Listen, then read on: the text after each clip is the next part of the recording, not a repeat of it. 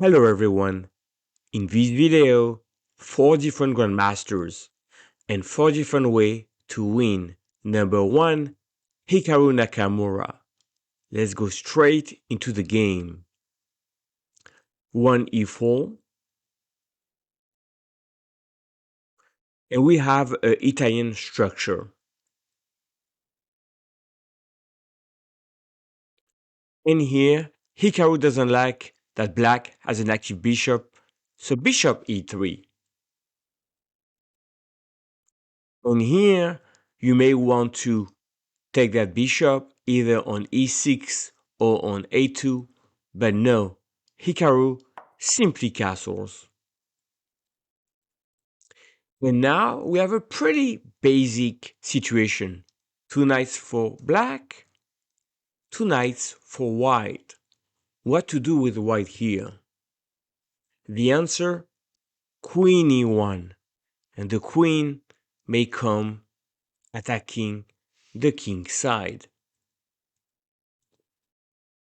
And now a key moment, does Hikaru exchange the knights, creating double pawns? The answer is no. Hikaru plays knight f5. That's a fantastic outpost for the knight. Knight e7, when move 15, and Hikaru's taking a decisive advantage. Check, and winning on f6. Knight g6, queen f2, and black resign. If you play king h8, I play rook f1 with advantage. If you play c6, I play rook f1, and here simply queen f5 with a dominating position. If you exchange, I'm gonna win a second pawn with white. So in this position, with white threatening rook f1, knight d5, black resign. Let's see the next game. In game 2, we're featuring with white Alireza Firzouja. So here he also plays e4, but in this game he's playing bishop b5, the Spanish opening or Ruy Lopez. Knight f6, the Berlin, very solid. d3, bishop c5. This is all well known, but Alireza takes on c6, play knight c3, and after knight d7, simply plays queen e2. That's an interesting idea, right? The common move would be, let's just play castle, and after castle, we have a game. So queen e2, interesting. Castle, bishop e3, bishop d6, and now long castle. King on c1, this is king of g8. We're gonna have a very sharp game.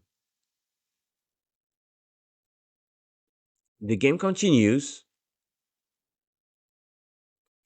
And now we stop right there on the 15th move.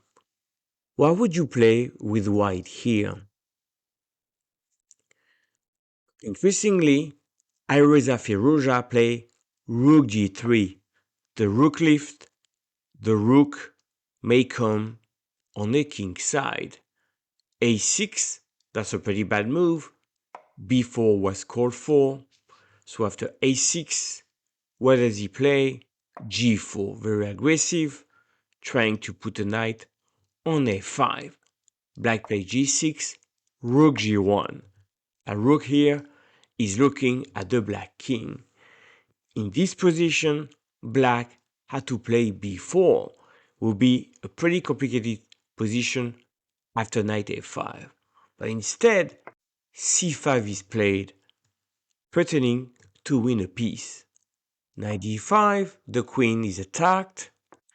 And now on move 19, knight f5, a knight sack.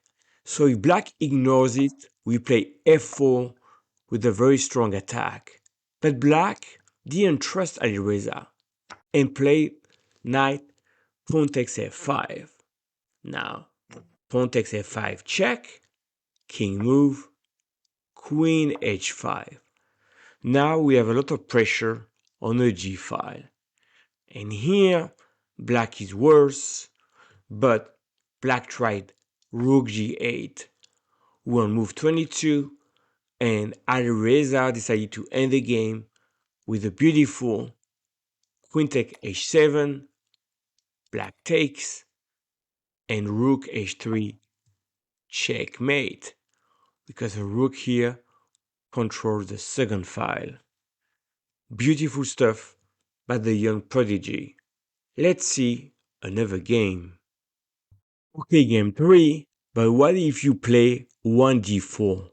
We're gonna follow a game by Grandmaster Bortnyk. So he goes with d4, black plays d5, knight c3, the Jobava London. Now we continue the game, and here you may say, well, let's play bishop d3. But no, knight e5 is played, h6, and now a very aggressive move, g4, attacking the knight and pressing on the king side. The game continues. Here black plays c5. And now we're on move 16.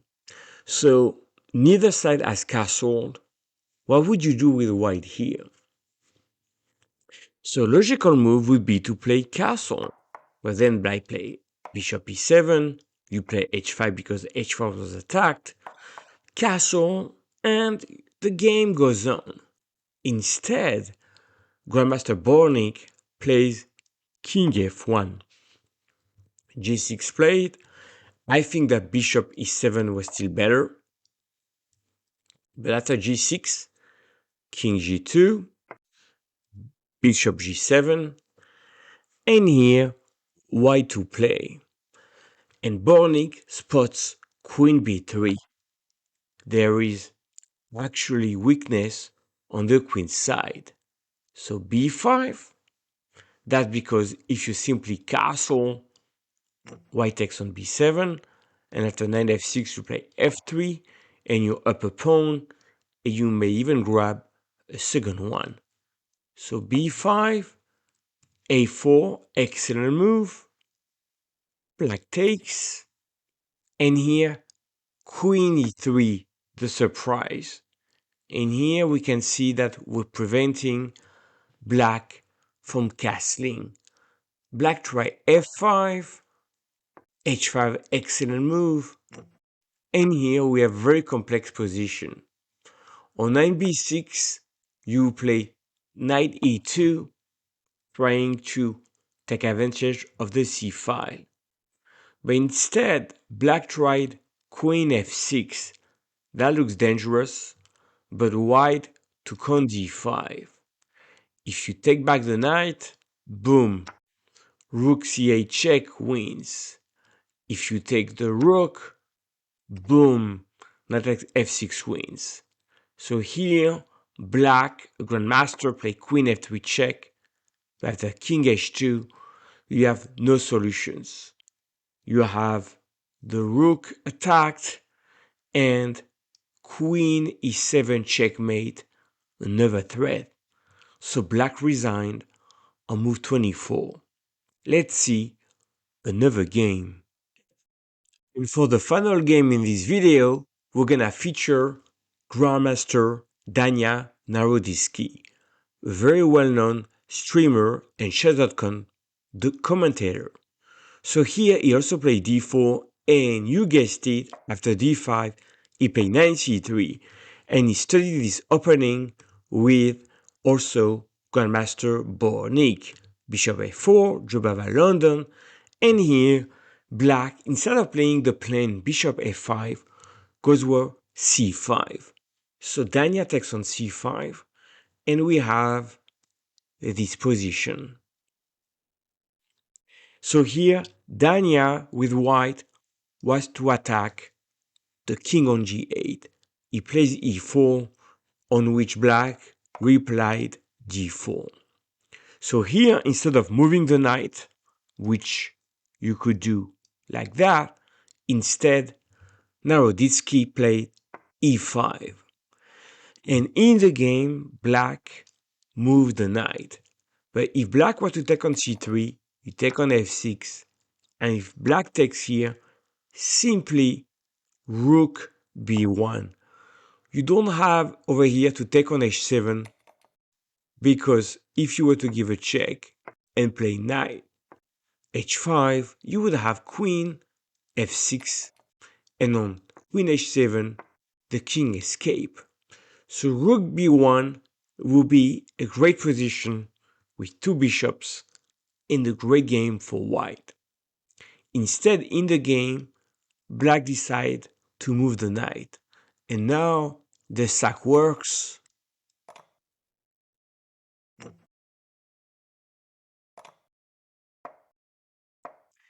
And here the follow-up is queen h7, threatening queen h7, as well as taking on f7, queen d7 to defend against this threat, check, and here a very nice move, knight e4, attacking the bishop. Bishop moves,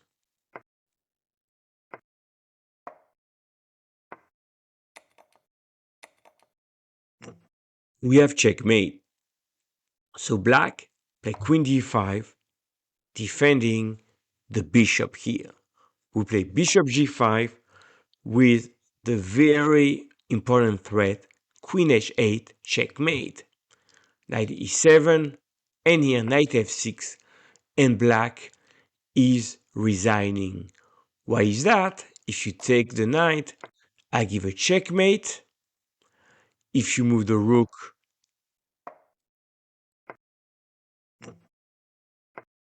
in here, simply knight d5, check and check, that's a double check and wins. And here, on knight g6, you give a check, and you finish with queen e8, checkmate. So once again, final position, knight f6. So in the end, grandmasters have all a fantasy technique. It doesn't matter if you start with 1e4 or 1d4, and they show the way to win with the white pieces. I hope you enjoyed this video, and I'll see you in the next one.